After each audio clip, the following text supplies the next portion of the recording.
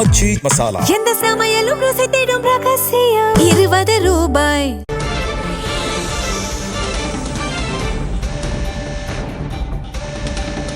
இந்த சட்டப்பேரவை தேர்தலில் ஆளூர் ஷானவாசுக்கு சீட் கொடுக்காதது ஏன் என்று விசிக தலைவர் திருமாவளவன் வீடியோ வாயிலாக விளக்கம் அளித்திருக்கிறார். பல்லாவரத்தில் போட்டியிட ஷானவாஸ் விரும்பினார், ஆனால் அது தேமுதிகவுக்கு சென்றுவிட்டது என்று கூறியிருக்கிறார்.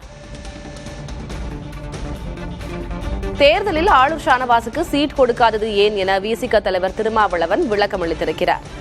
விசிகவுக்கு நாகை தொகுதி ஒதுக்கியிருந்தால் ஆளூர் ஷானவாஸை வேட்பாளராக்கியிருப்பேன் என்று திருமாவளவன் அதில் பேசியிருக்கிறார்.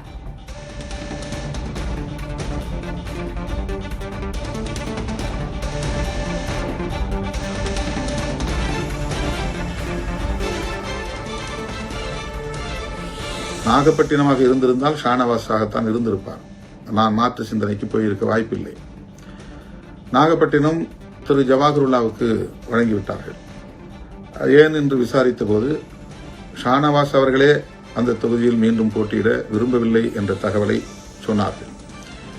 பிறகு ராயபுரத்தைத்தான் ஷானவாஸ் விரும்புகிறார் என்ற தகவல் கிடைத்தது. நான் உடனே ராயபுரம் டிக் செய்துவிட்டேன். அது ஷானவாஸுக்காக. திருப்போரூர் பாலாஜி மீண்டும் போட்டியிடுகிறார், அதை அப்படியே நான் எழுதி வைத்திருக்கிறேன், டிக் அடித்து விட்டேன்.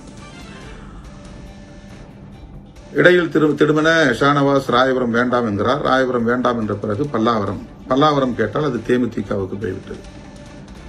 ஒருவேளை பல்லாவரம் கிடைத்திருந்தால் அது ஷானவாஸுக்கு போயிருக்கும்.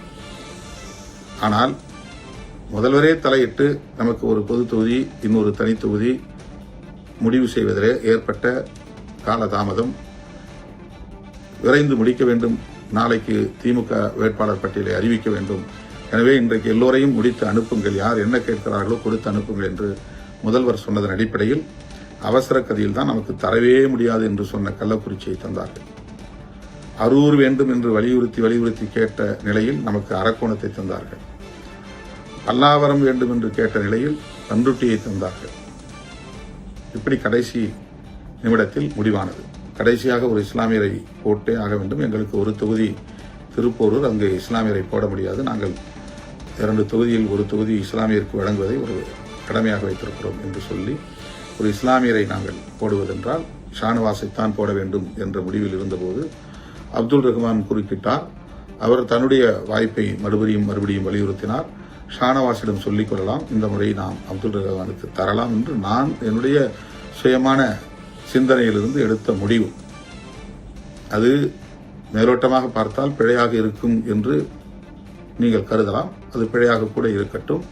ஆனால் ஷானவாஸ் கூடாது, அவரை தவிர்க்க வேண்டும் என்ற எண்ணத்தில் எடுக்கப்பட்டதல்ல.